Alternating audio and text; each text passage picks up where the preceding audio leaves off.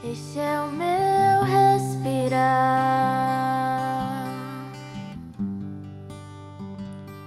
este é o meu respirar.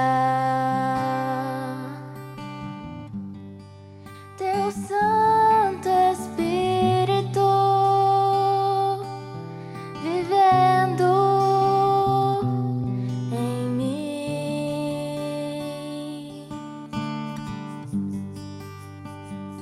E este é o meu pão,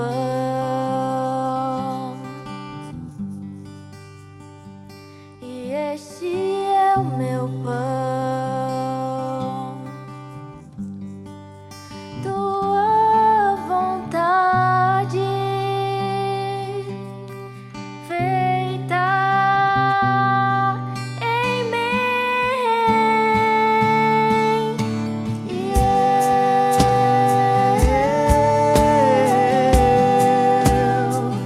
eu nada sou sem ti.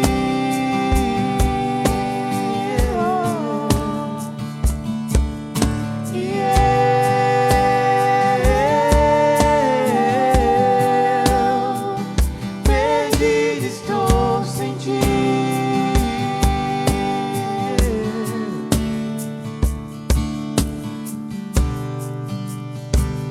Este é o meu respirar, este é o meu respirar. Teu Santo Espírito vivendo em mim.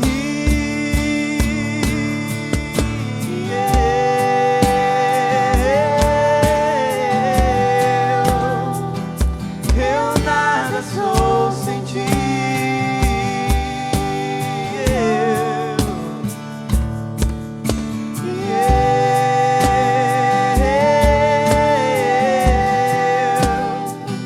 Perdido estou sem ti.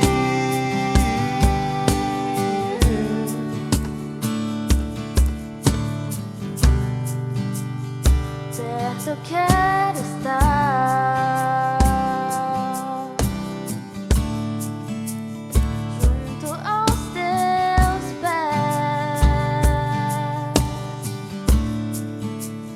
pois prazer maior não há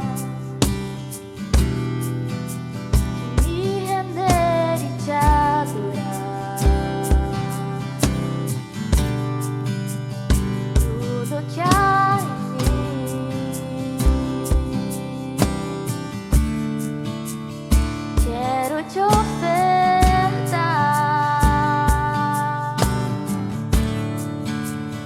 mas ainda é pouco, eu sei, se comparado ao que ganhei. Não sou apenas servo, teu amigo me tornei. Oh, oh, oh, te louvarei.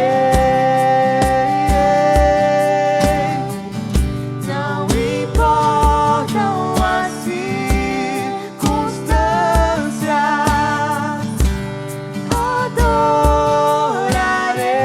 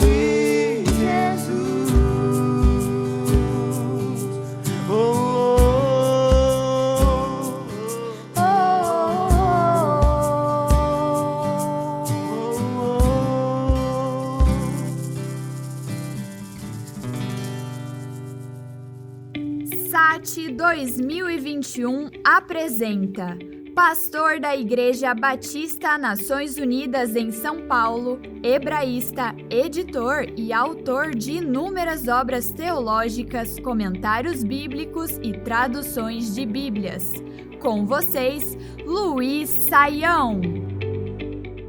Depois de ter refletido um pouco a respeito da realidade da igreja primitiva e quais eram os desafios dessa igreja, e vendo o que nós encontramos no Novo Testamento e como esses desafios têm um certo paralelo com relação à nossa realidade, prosseguimos então em nossa conferência aqui, agora tentando olhar o cenário do mundo contemporâneo, quais são os elementos que estão presentes na nossa realidade, como é que isso interfere, atinge a nossa maneira de ser povo de Deus, de estar envolvido diretamente com aquilo que temos no Evangelho diante da realidade de hoje.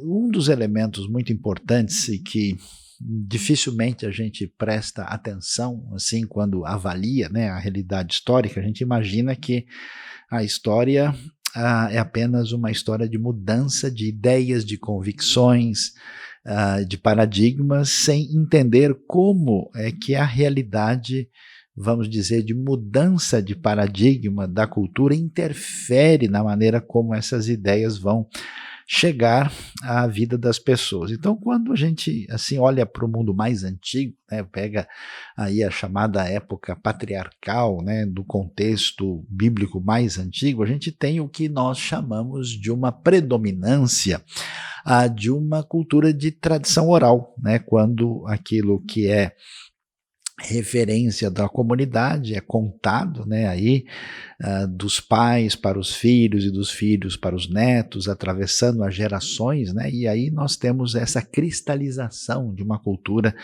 que funciona assim. Então, a gente pode imaginar quando há uma transição, né, dessa a cultura de tradição oral para uma cultura predominantemente definida a partir da escrita, aí nós temos uma mudança de cenário significativa, né? E aí, então, indo para as épocas mais antigas, você vai ver aí o triunfo da escrita, né, que a gente vai ver especialmente no Egito e na Mesopotâmia. Isso também vai se definir na história do povo hebreu. E logo nós vamos ter as inscrições e vamos ter também a realidade de material que é usado para escrever e comunicar as ideias, as convicções, as tradições, o jeito de ser de uma cultura. Nós vemos, por exemplo, desde os tempos mais antigos, o uso do papiro, né, aquela planta gramínea bastante frequente no Egito e que serve aí como uma espécie de papel da antiguidade, né? E que foi usado em grande quantidade, faz parte desse processo tecnológico de comunicação de ideias. Aí nós vamos ter uma crise, né, em relação ao papiro aí por volta do terceiro, quarto século antes de Cristo, e que dá lugar ao pergaminho, ao couro de cabra, ao couro de ovelha, e que passa a ser, vamos dizer, a nova folha, né? E que vai marcar a época bíblica. Nós temos aí os documentos do Novo Testamento, principalmente, né? A maior parte deles são exatamente esses pergaminhos, os rolos, né, que nós encontramos, e isso vai marcar a história clássica antiga, vai estar presente no ambiente medieval também.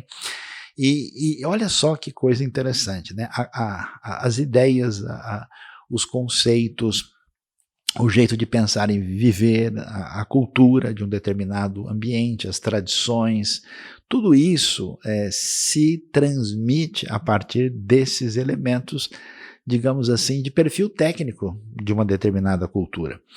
Quando nós chegamos no final da Idade Média, começo da Idade Moderna, nós vamos ter essa grande transição que vai trazer aí a prensa, né, que vai permitir a impressão de livros a partir da grande invenção do Johannes Gutenberg, como nós conhecemos bem a história, E às vezes a gente pensa, né, em termos da reforma, né, com todos os seus desdobramentos, desde a reforma radical de perfil anabatista até a reforma calvinista e principalmente a reforma luterana.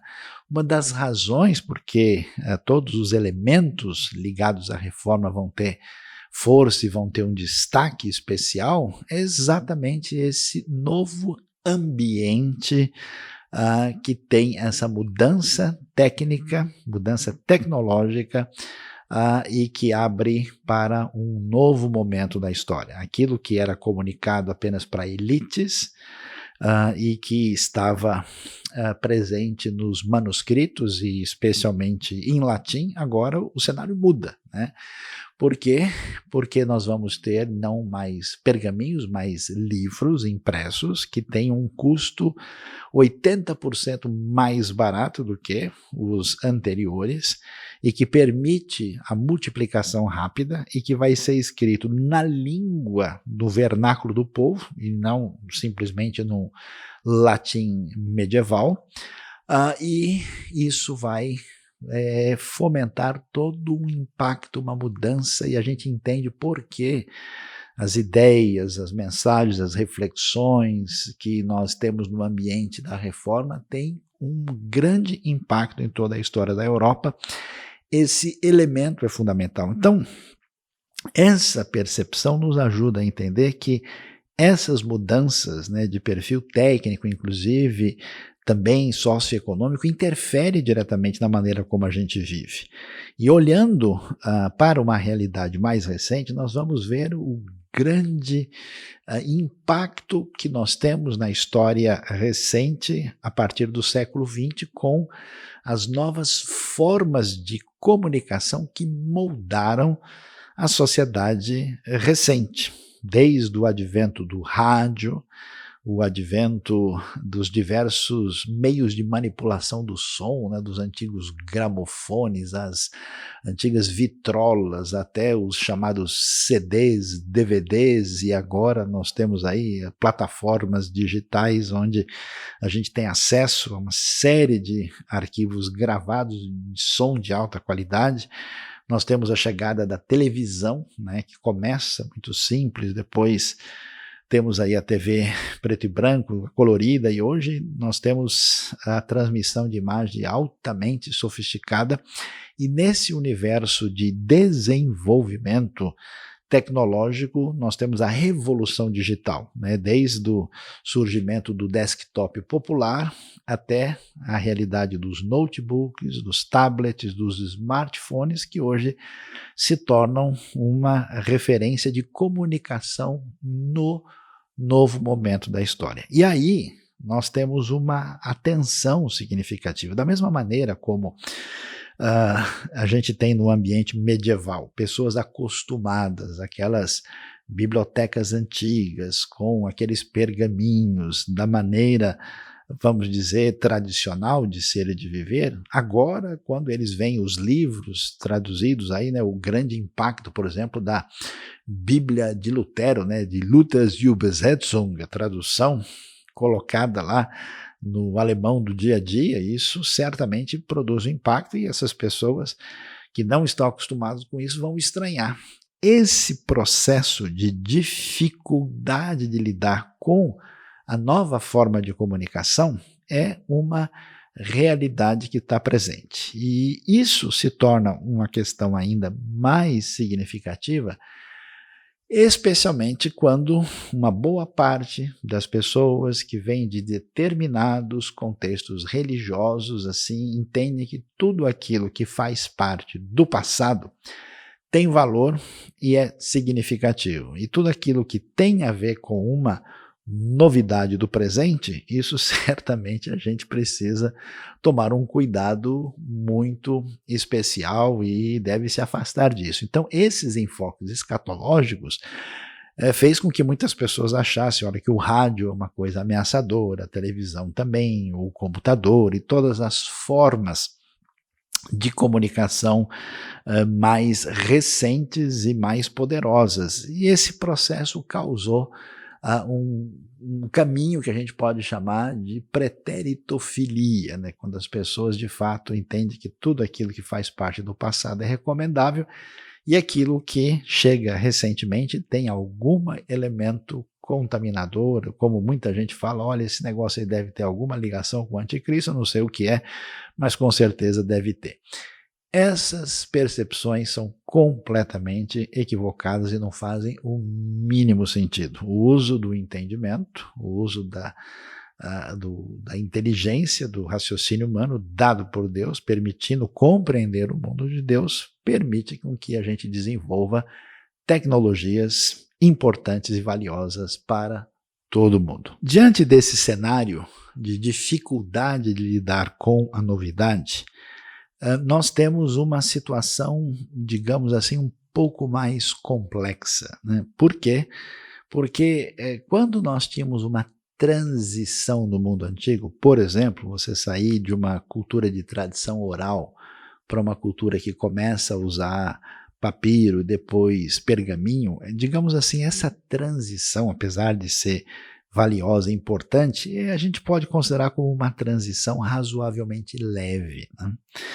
Quando nós temos uma mudança, né, do mundo dos pergaminhos para o mundo do livro impresso, a mudança é expressiva, é significativa, mas mesmo assim, digamos, não é tão intensa. Mas quando nós temos a possibilidade de colocar uma série de conteúdos de maneira muito mais, vamos dizer, complexa, né, por imagem, por som, trabalhando a arte que se desenvolve, por exemplo, na história do cinema, e tudo aquilo que tem a ver com a música contemporânea e com os elementos digitais, nós temos um processo de transformação muito intensa. E aí nós temos que perceber isso. Veja que antigamente o indivíduo, para ter acesso a uma quantidade de conteúdos, ele tinha que ter um esforço muito grande. Então, para conhecer uma história, tinha que ler o livro inteiro.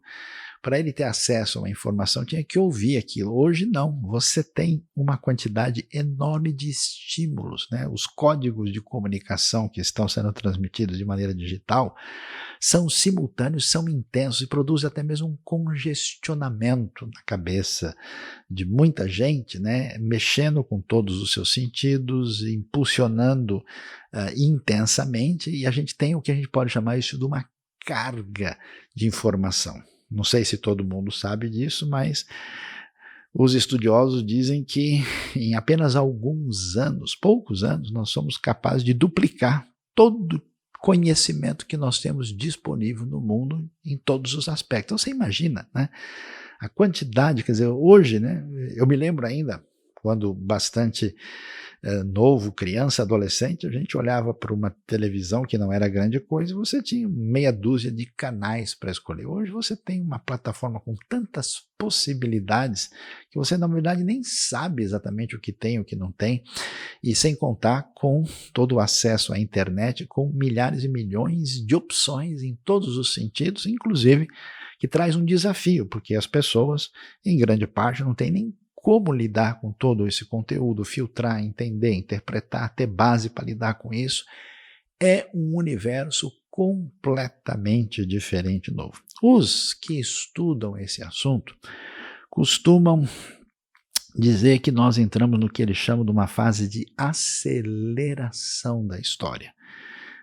Ou seja, não só a quantidade elevada de informação de todo tipo, um processo de criação de guetos, de grupos, né? Porque cada pessoa vai por uma direção, escolhe, então nós temos o que a gente chama assim de um neotribalismo social, onde cada grupo se refugia no seu próprio universo, né? Uma dificuldade muito grande de entender a realidade do outro, e um povo muito movido e, vamos dizer assim, disposto a lutar energicamente por algumas ideias que foram veiculadas principalmente pelas vias digitais. E qual é o desafio nesse cenário todo? é que nós estamos acostumados nos ambientes ligados ao universo eclesiástico a entender que o principal meio de comunicação da nossa parte é o discurso oral. Nós estamos acostumados a entender que as pessoas vão ter as suas ideias encaminhadas pela leitura de um bom livro.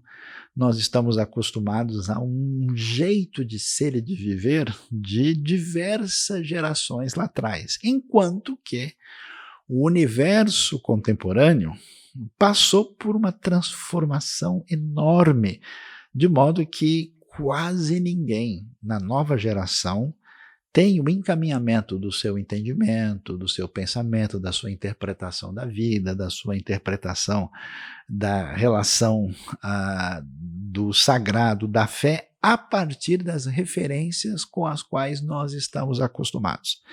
E o que a gente observa? A gente observa que boa parte das comunidades, especialmente religiosas de perfil mais assim conservador, tem tido a condição e a capacidade de lidar com esses elementos, até que nesse novo cenário nós temos um desafio muito maior e muito peculiar, porque as mudanças que nós tivemos, em todo esse percurso histórico mais recente se tornam muito desafiadoras pelo fato de que todo o contexto eclesiástico, aqueles que querem expressar a palavra divina, ensinar, ser igreja do ponto de vista, vamos dizer, da proclamação da mensagem, encontra um universo altamente, até mesmo competitivo, de diversas informações dentro desse ambiente tecnológico que nós temos. E como boa parte das comunidades está muitas vezes vinculada à realidade do passado, nós temos todo um cenário do novo contexto, das novas gerações acostumadas com outro ambiente, com outra realidade, da qual muitas vezes nós desconhecemos. Então, esse cenário é extremamente significativo, porque quando muitas das comunidades cristãs, em vários contextos no mundo todo, estão acostumadas a uma maneira de transmitir as mensagens de uma forma ligada à sua tradição do passado, nós temos essa grande quantidade de informações de alta velocidade, temos a indústria do cinema, temos a indústria televisiva, temos diversos ambientes do contexto digital disponibilizando informação de maneira significativa, e isso, de fato, representa um desafio muito significativo. E o que nós vamos observar? Uma mudança de cenário pelo fato da realidade da chegada da pandemia. A pandemia colocou em xeque essa realidade distinta e distante da nossa tradição, fazendo com que muita gente que simplesmente entendia o universo digital como algo que pudesse ou não ser utilizado por alguma eventual situação, agora como um elemento de pertinência da realidade de comunicação. Agora, observe só como isso tem um impacto absolutamente significativo. Porque antigamente, no ambiente social mais, vamos dizer, anterior até mesmo à nossa época, aí, mais de 100 anos atrás, a maior parte das pessoas vivia em comunidade pequena, numa comunidade onde todo mundo se conhece, onde a relação se dá nesse ambiente espacial. Com as mudanças que aconteceram, especialmente no século XX, passaram a viver em cidades maiores, e até mesmo em cidades muito grandes, e essa relação de pertinência mudou. Então eu não estou mais numa cidade onde todo mundo conhece todo mundo, onde as pessoas têm uma relação de interação, não. Agora eu estou no máximo num ambiente familiar, de alguns amigos que eu tenho algum contato e algumas pessoas da minha proximidade. mas a boa parte da população à minha volta é gente desconhecida, né? Quem mora numa cidade grande tem aquela sensação estranha de pegar um ônibus, um metrô, né?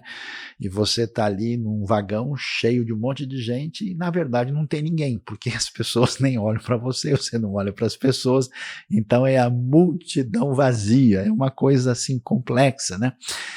Com o advento da comunicação digital, o que acontece? É uma coisa interessante. É possível estar muito próximo de quem está muito distante e estar muito distante de quem está muito próximo. Mudou-se esse cenário. E essa realidade dessa comunicação digital, então, estabeleceu um novo tipo de organização social para a qual boa parte das comunidades de fé não estavam nem pensando, muito menos tendo qualquer possibilidade de interagir com esse universo. E o que acontece com o advento da pandemia? Todo mundo é obrigado a migrar para esse novo ambiente e entender esse cenário. Eu perdi até a conta de quantas pessoas no início da pandemia, depois de 2 meses, entraram em contato pedindo, escuta, como é que eu faço para usar isso? O que é esse negócio de Zoom? Alguém me falou aqui, eu não tenho a mínima ideia do que se trata, né? Como é que é? YouTube, como é que é o nome desse negócio? Mas como é que é isso? É possível, né? E até uma série de discussões a respeito desse assunto floresceram intensamente diante da nova realidade. Então, entenda isso. Nós temos um cenário diferente causado pela realidade tecnológica que em grande parte já estava disponível especialmente para as novas gerações que já interagiam de maneira significativa, você tem comunidade de pessoas próximas vivendo em países diferentes, né? E às vezes você tem gente numa proximidade muito grande que não tem qualquer sintonia de pensamento.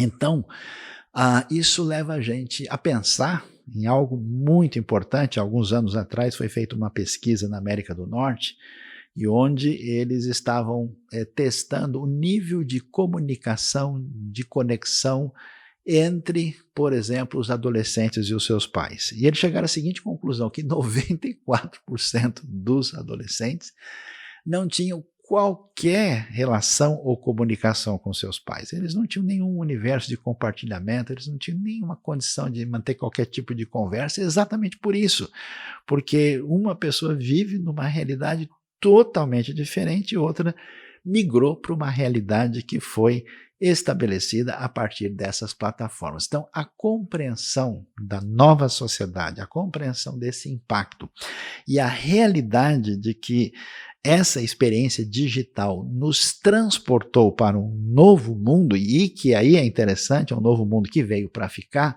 fez com que necessariamente a realidade da comunidade de fé da igreja tivesse que entender esse cenário que nós estamos observando nesse momento. Ao mesmo tempo em que as coisas se definem dessa maneira, nesse novo momento da história, é bastante valioso observar que grande parte da realidade à nossa volta também foi atingida por esse momento, né? E aí alguns comentários importantes aparecem aí. Acho que um dos pontos fundamentais que é importante a gente prestar atenção é que, de certa forma, em tempos recentes, muito da população dita assim mais desenvolvida do mundo, a população que se julga cientificamente bem orientada, tinha uma convicção assim de que a gente tinha um certo domínio e controle da realidade à nossa volta. Não faz tanto tempo assim, tinha gente dizendo que talvez a gente até conseguisse nos próximos anos um tipo de eternidade disponibilizada pela pesquisa científica recente. O curioso é a gente perceber que a realidade da pandemia colocou, de certa forma, os seres humanos no seu lugar para retomarem a ideia da sua vulnerabilidade, da sua limitação e de que a gente não tem todo esse poder que estava sendo prometido pelas diversas perspectivas à nossa volta. É impressionante como um pequeno vírus coloca o planeta de joelhos e interfere na economia, acaba com a navegação aérea internacional, interfere numa série de elementos, até mesmo na boa disposição política entre os países. É impressionante o impacto que isso trouxe. Assim, diante desse redimensionamento da fragilidade humana, nós vamos também observar uma atitude diferente no que diz respeito à própria questão da espiritualidade. Porque a gente tem visto, né, que em função especialmente do desgaste da religião institucionalizada, a gente vê, especialmente pela incapacidade dos grupos religiosos de conversarem, de até dialogarem adequadamente, comunicarem com o novo contexto, tem havido um certo enfraquecimento de diversos grupos no decorrer da realidade atual, e até mesmo, a gente pode dizer assim, uma espécie de crescimento da população chamada secular, e podemos dizer assim, traumatizada com a experiência religiosa, né? E nesse cenário de crescente agnosticismo, ateísmo e até mesmo uma militância antirreligiosa, a gente agora, diante desse contexto, nós vamos ver que tipo de fragilização, né? Que essas pessoas não têm muito o que oferecer no momento de crise.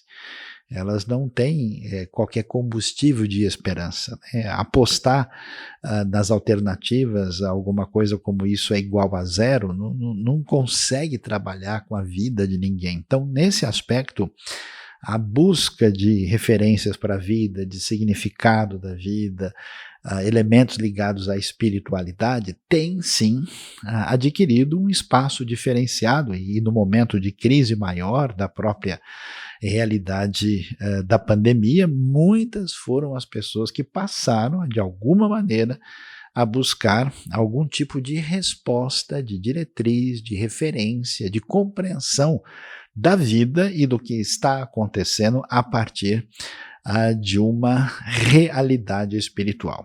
Ao mesmo tempo em que esse momento traz assim, esse tipo de desafio, um outro cenário aparece aí inesperado. Nós temos diversas comunidades religiosas, especialmente nos tempos recentes, que prometem de tudo a todo mundo, tentando sugerir que basta você ter um determinado tipo de fé, ou que você deve praticar aquele ritual específico que as coisas vão acontecer. Então nós conhecemos os discursos dos ambientes de prosperidade que afirmam que você vai ter toda a saúde do mundo, você vai ter todos os recursos, Deus vai lhe dar isso, vai lhe dar aquilo, fazendo assim quase que uma postura que a gente pode dizer plenamente comercial da realidade religiosa. E aí vem o grande desafio. Que desafio é que essas pessoas estão à mercê desse momento, tanto quanto as outras pessoas que não têm esse discurso. Então não é verdade que os grupos religiosos ditos superpoderosos têm qualquer poder e domínio sobre a situação que atingiu todo o planeta. E muita gente que durante anos, por exemplo, se firmou e acreditou naquele discurso, hoje olha para aquilo e diz, espera aí, esse pessoal fica tão doente quanto todo mundo. Esse pessoal morre de pandemia como qualquer outra pessoa. Olha, essas pessoas não conseguem resolver a situação. E isso é interessante, por exemplo, ficou conhecido um cenário que aconteceu num país asiático, quando uma pessoa, no início da pandemia, revestido de uma proposta de autoridade religiosa, chegou lá e fez uma reunião com um grupo grande de pessoas dizendo que através da sua maneira ritual de lidar com a questão, que ele iria resolver o problema espiritual, e acabou, na verdade, sendo contaminado e contaminando muitas pessoas, e isso trouxe um desdobramento dos mais complicados possíveis. Isso quer dizer que, nesse cenário, nós temos esse desafio de entrar no eixo da comunicação do mundo digital diante da nova realidade que foi proposta pelo momento da pandemia, que nos aproximou novamente das novas gerações através do canal de comunicação que para a gente é novo, mas para muita gente das novas gerações já era coisa do cotidiano. O cenário coloca em xeque, né, toda essa pretensa sabedoria e poderio humano de resolver todas as coisas. Então toda essa prepotência foi colocada em xeque, trazendo um momento diferenciado na nossa realidade. Esse ambiente de permanente questionamento e, de certa forma, de ridicularização, especialmente dos militantes anti-igreja, agora encontram-se no momento onde é necessário uma palavra de consolo, uma palavra de esperança, uma diretriz para lidar com a crise, e essas pessoas têm muito pouco a oferecer. E, além disso, nós temos todo o discurso triunfalista da prosperidade, que também não tem como lidar com a situação. Então, esse ambiente, esse universo é necessário ser entendido para que, a partir daqui, a gente venha tomar decisões e postura de como devemos agir no novo cenário de pandemia e fim de pandemia, pós-pandemia, no contexto da igreja, tanto denominacional como local.